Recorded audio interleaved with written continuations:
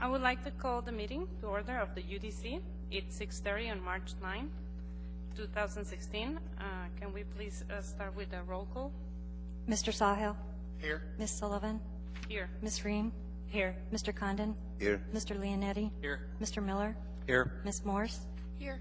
Mr. Winchester has been excused. Thank you. I would like to announce that we have a quorum today. Next in the agenda, we have the minutes.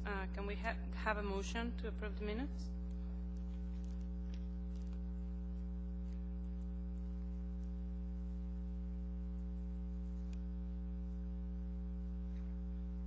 We have a motion from Jim Sawhill and a second by Nicole Ram.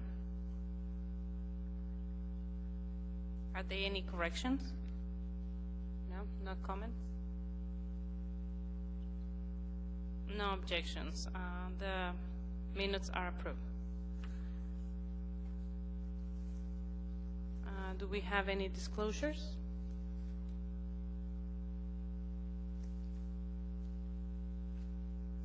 Commissioner Nicole Ram.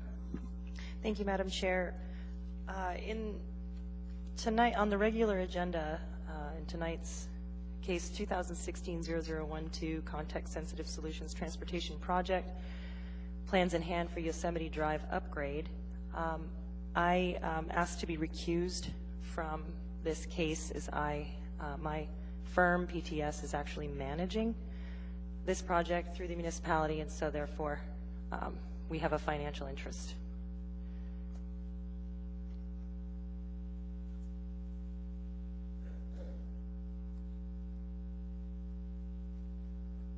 You was previously recused from this case?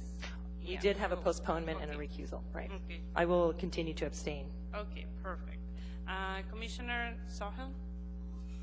Thank you, Madam Chair. In the same case, 2016-0012 Yosemite Drive, I would also like to be excused from that project. I was on the previous vote to postpone also.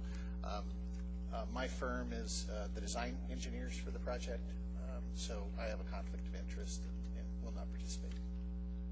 Okay, thank you, Commissioner Sahel. You're excused from participating. Commissioner Ed Leonetti? Thank you, Madam Chair. For case number 2015-0114, I have a conflict of interest in the last time it was postponed. I was recused from the case, so it's the same as before. Okay, thank you. Now we move to the consent agenda. Can I get a motion to approve the consent agenda? Oh, we have the annual, we have the annual election. Should we move that to the end? They won't be enough members. Apparently there won't be enough members. So so there's not enough members. Yes, let's do it right now.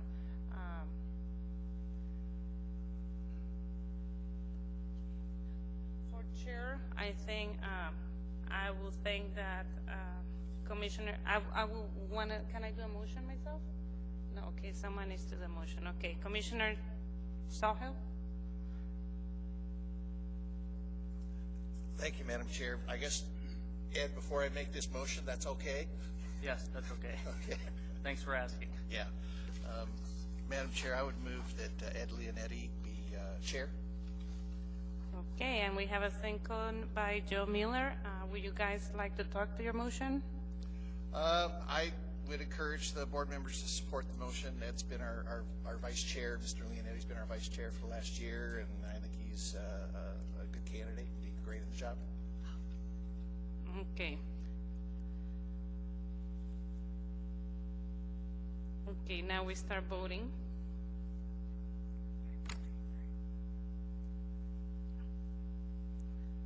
Okay, we have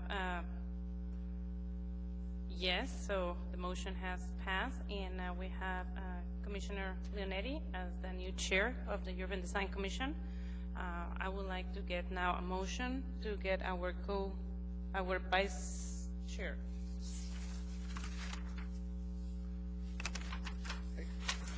I guess I'm just going to speak This is where it gets a little ugly, and it would be nice to be at the end of the meeting and not have everyone watching us. But usually we have this figured out before we get to this stage. I know. And a couple of people I thought would be good for vice chair are either Joe Miller or Nicole Ream.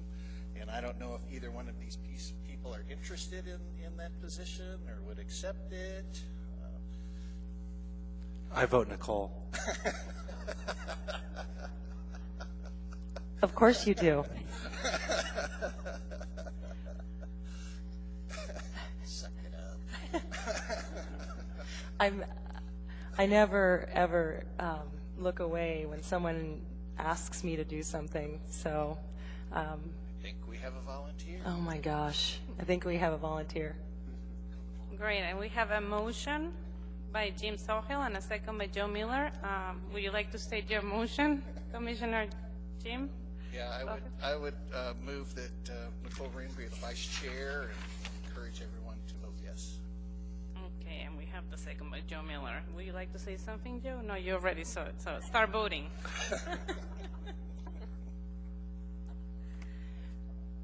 Okay, we have, okay. So we have a chair and Nicole Ream. Congratulations. Thank you, Madam Chair. So now we move on with the consent agenda. We can go to the 1% art. And do we have any comments, fire station? Commissioner Ed Leonetti? I just had one question, and maybe staff would know. The artist is going to take the manufactured tile, scrape it with in some fashion, and then put it back on the ground. It didn't say that there was any sort of coating over the top of it, and so that's what I was curious about. I know there was information in here about some sort of stain proof, but it didn't talk about it in the narrative that it was going to be applied while it was on the ground and after it was constructed. Through the chair, Mr. Leonetti, I don't have an answer for you. Okay. Do we have anyone in the audience from 1% Art? No. Okay, so maybe should send the questions. I mean, I think it's probably fine if there's anybody else that has a concern, then maybe it should go forward. But if anybody, yeah, No? since we're about a month behind. on this. Commissioner Nicole Ream? Thank you, Madam Chair. I know it doesn't speak to it in the narrative, but they provided a dry treat penetrating sealer technology on the back end. So, I mean, I was actually going to compliment them on actually providing a schedule and providing an installation detail. A lot of this artwork, usually the stuff that's hanging on the walls, we don't get even how they plan to affix it to the wall in detail. And for us to determine whether it's safe, that's really hard for us to say if it's a large piece of art or something of that nature. So actually I was kind of impressed by this, and I hope we see more of these if we're not going to have a representative from the 1% for art. So that's all. Okay, I can take both those comments back and to the curator and let her know.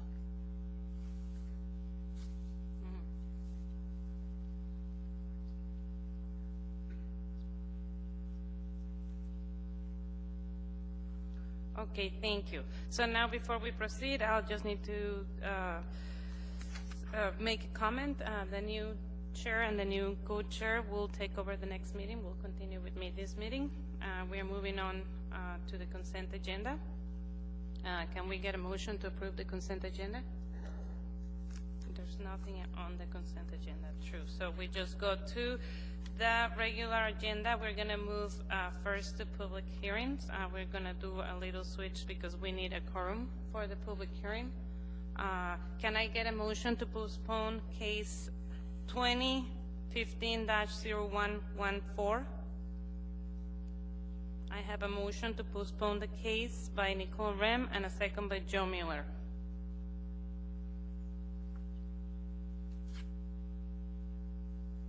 Can you state your motion? Yes, Madam Chair. I move to postpone public hearing case 2015-0114 major site plan review for Alaska Village Senior Housing Project to April 13th, 2016. Thank you. Any comments? Okay. We start voting. The motion has passed, and we postpone case 2015-0114 to 4/13/16. Now we move to the regular agenda. An individual might have appeal rights relating to any action the Urban Design Commission takes, except commission recommendations to the Assembly which are not appealable. Appeals must be filed with the clerk's office within 20 days after approval by the Urban Design Commission of the resolution, which is the Commission's final decision. A fee for the appeal is required at the time of filing.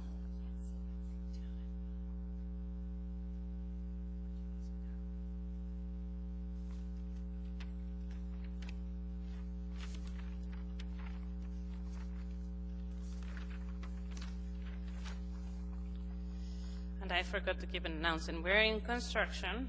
If there's an emergency, please exit to the right or to the left. Don't use the doors in the back.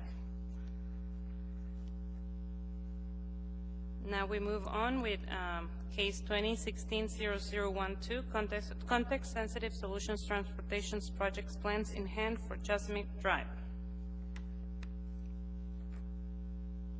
Do we have a staff report? Yes, Madam Chair. This case was postponed from last month. It was postponed due to a request from Assembly Member Domboski to postpone the case in an effort to allow the Commission an opportunity to evaluate any comments or concerns from the SBURSA. So in your packet tonight, there's a motion for approval of a resolution regarding the design and construction of Yosemite Drive with a list of their concerns, and then there's a response to that motion from PM&E.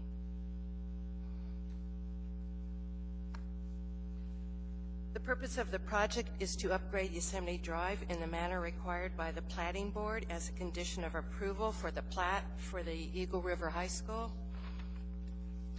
The Municipality of Anchorage Project Management and Engineering Division is completing this project to reconstruct approximately 3,600 linear feet of Yosemite Drive to urban collector standards. Street construction improvements for Yosemite Drive will match those required by the Platting Board as part of the Eagle River High School plat. The elements of the reconstruction are bulleted on page 2 of the packet. I won't go into those. They're there. In terms of the lighting, proposed roadway illumination will consist of 100 LED fixtures installed on 35-foot poles. Proposed pathway illumination will consist of spillover from the proposed street lights.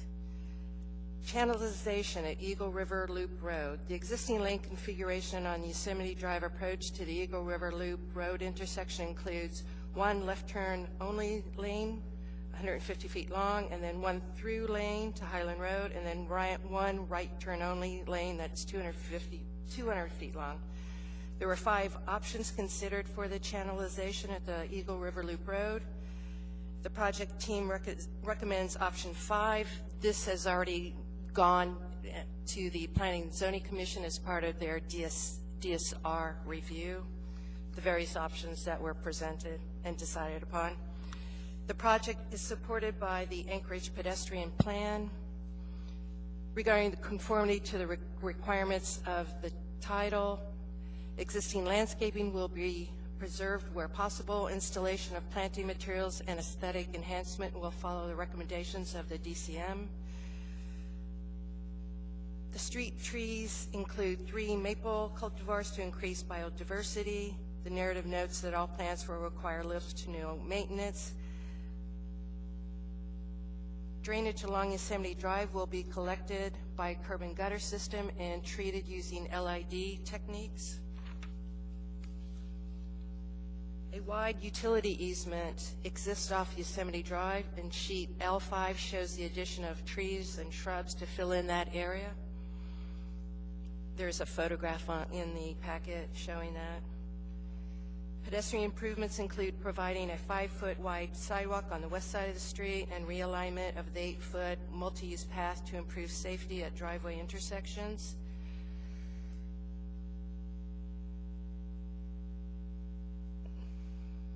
This project is supported by the municipal engineer as well as the municipal traffic engineer. The department recommends approval of the Yosemite Drive upgrade.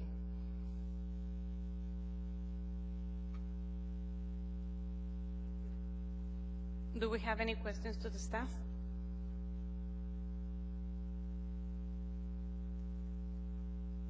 No? No questions? Okay.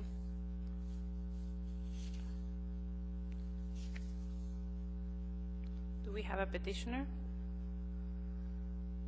Hi. Through the chair, my name is Peter Briggs of Corvus Design, representing the petitioner, and the team that we have here this evening is Dan Kirsch and Dean Cars with PTS, Pat Butler with Lansbury & Associates, and then Jerry Hansen with PM&E available to answer questions. The staff report summarized it pretty succinctly, so I think that we'll just be here to answer any questions that the commission may have of us. Okay, can you spell your last name for the record? B-R-I-G-G-S. Thank you. So do we have any questions? Commissioner Leonetti? Thank you, Madam Chair. I'll lead off with a couple here. The first one is, Mr. Briggs, maybe you can answer, maybe not. There was a comment by the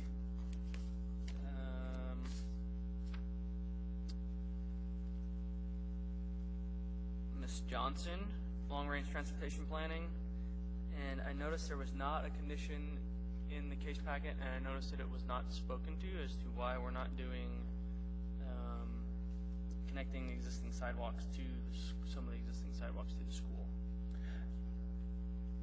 I'll have Dan.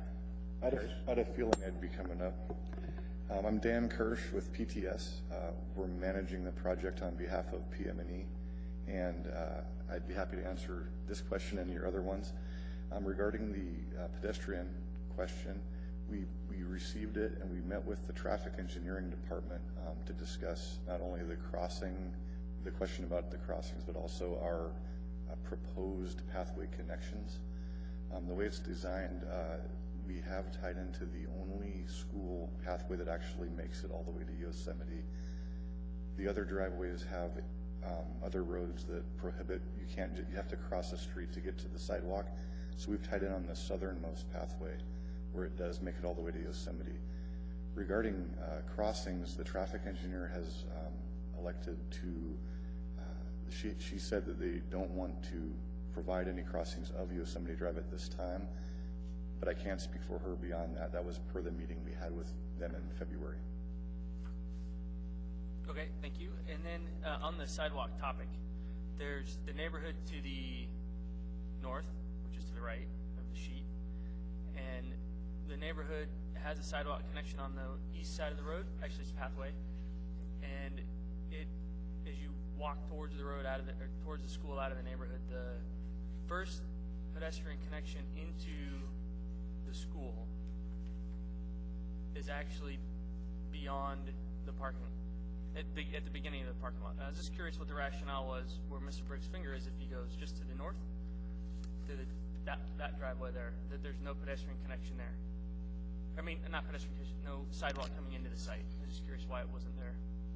There is a sidewalk on the school property on the other side of the driveway, but it does not connect to Yosemite Drive at that location.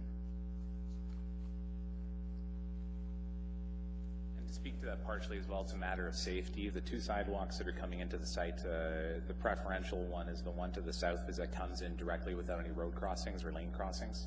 The one east of it, or sorry, north, whichever direction that is. That also connects to a sidewalk going to the front of the school. The intent was to try to direct students to the front of the school rather than coming in the back lane. Does that make sense? Yes, it does. Thank you. Okay, thanks. And then, this is kind of a minutia on some of these other topics, but there was discussion that Parks and Rec didn't want to have very much maintenance, but there's a mobile seat mix. So I'm just curious if maybe that was a typo. In speaking with Parks and Rec, they said that they typically would come out to the site twice, to mow it twice. Because it isn't necessarily irrigated, it would be typical to standard Parks and Rec road maintenance where the grass gets shaggy and our dry climate and standard. You guys thought about doing no-mow mix and it was not desirable? No-mow mixes don't tend to be very desirable to the community, I think. The species within them are pretty typical to the mown mix. So this would be a mow mix. It would be shaggy most of the time. A mow, no mow. A no mow, no mow. Mow. Sorry for the humor. Okay. The realities of maintenance. Yeah. Do you know if there are, this is a different topic, design drawings for the Mental Health Trust Land site, both sites? I can speak to that as well. There's no official drawings for either of the two sites at this time. No plat, no preliminary drawings, just conceptual things that haven't been published or made official. Okay. Were they participating in did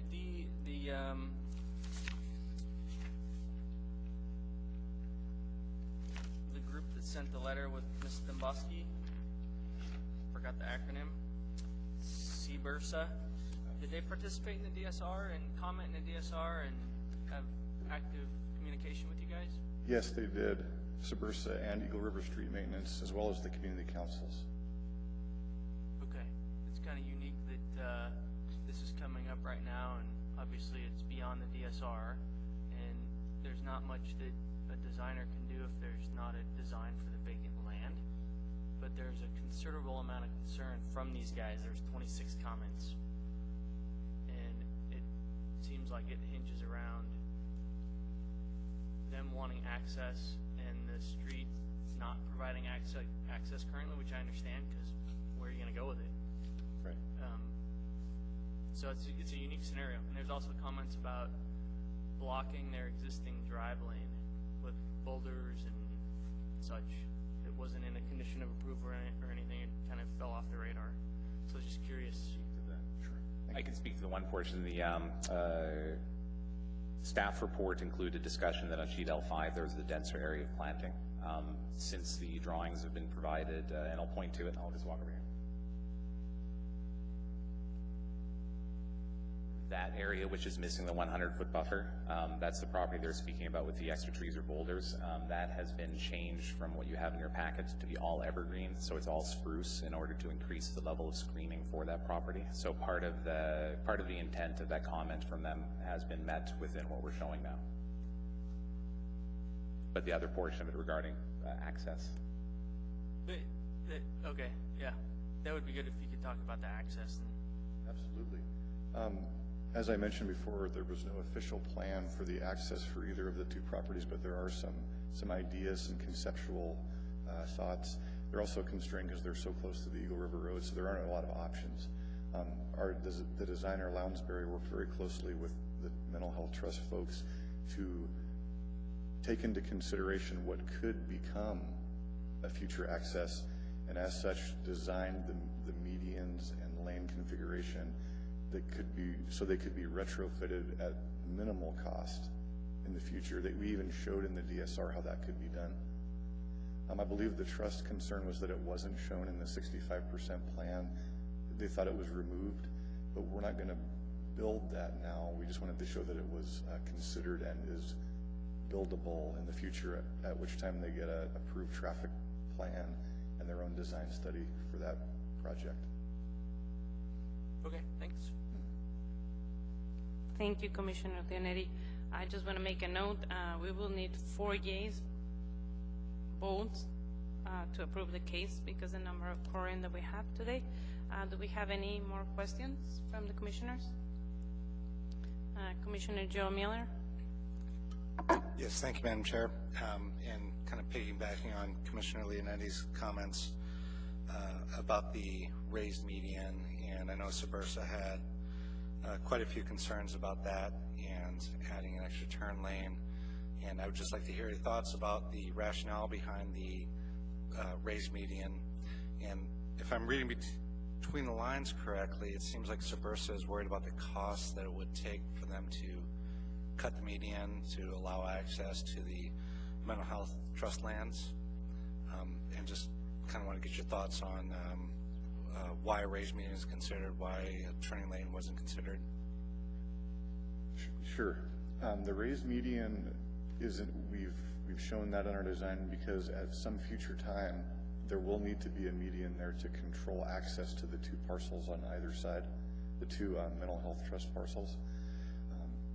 By constructing it now, it will only need to be retrofit in the future instead of being constructed in its entirety in the future. One of the reasons I mentioned before is because it is so close to the signalized intersection, and access will need to be controlled in that location. Did I answer your question? Or maybe. Yeah, thanks. I just want to get on the record. Thank you.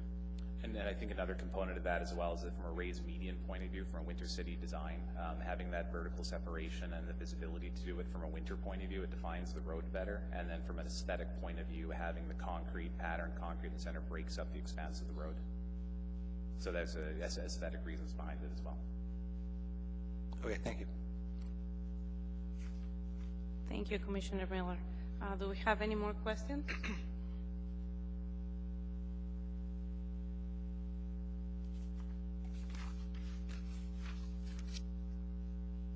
Okay, we don't have Commissioner Joe Condon. Yes, thank you, Madam Chair. As I understand it, a lot of concern about backing up traffic congestion has to do with the entrance to the highway from the road, from the Loop Road. Is there any planning being done at this point to mitigate that kind of traffic problem? I'll defer to Dan Hirsch again. That's a good question. I'm not aware of any imminent plan to address that issue in the DOT right-of-way and the access onto the Glen Highway. So it appears that no matter what's done on Yosemite Drive, there's going to continue to be congestion in that location because of on-ramp problems. That's safe to assume. Okay. We won't be able to resolve that with the Yosemite project. Yeah. Okay, thank you.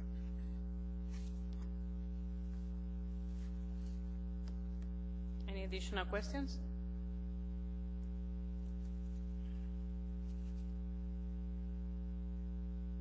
No additional questions.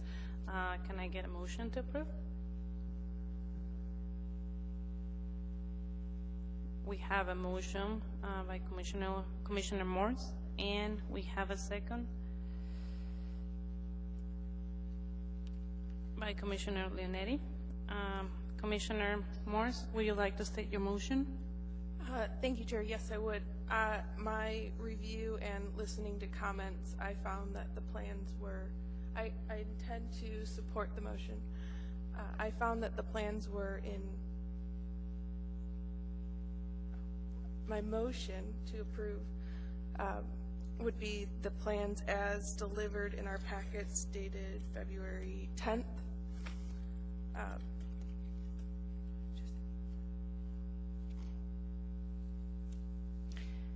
Would you like to speak to your motion? Thank you. I would.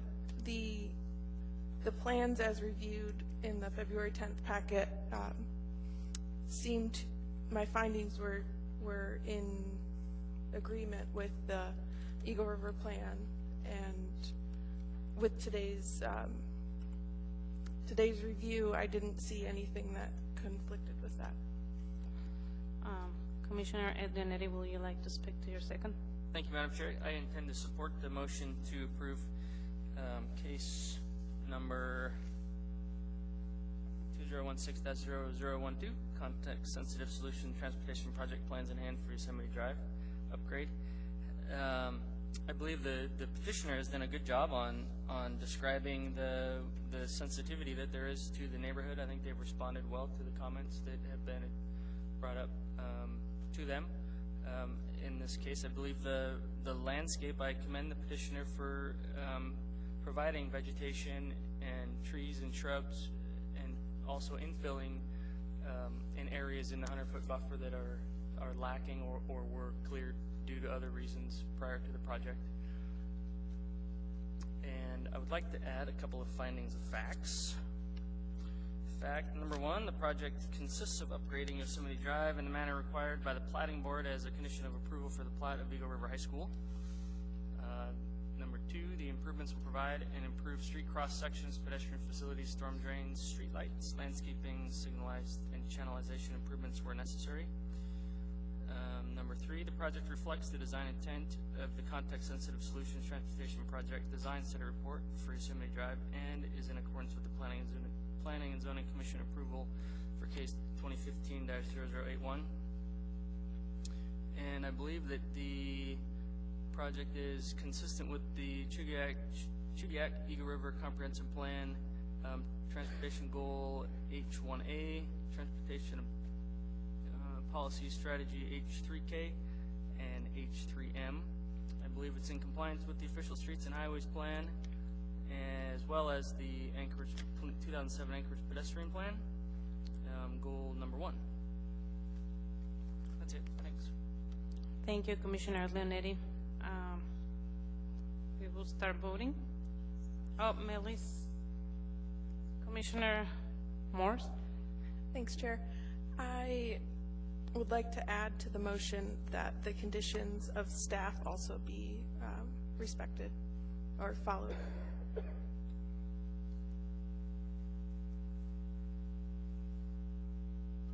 Okay, we got the vote.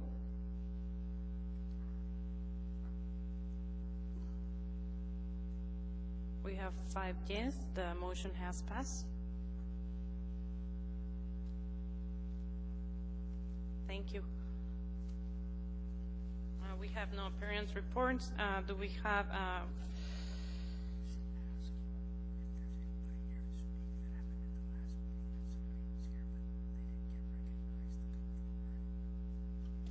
for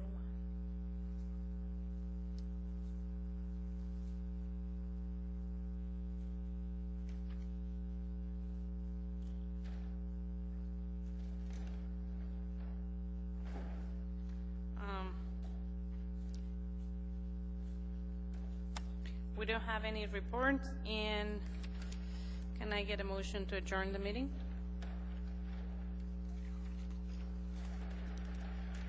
We have a motion to adjourn the meeting by Commissioner Leonetti and a second by Joe Miller. Thank you.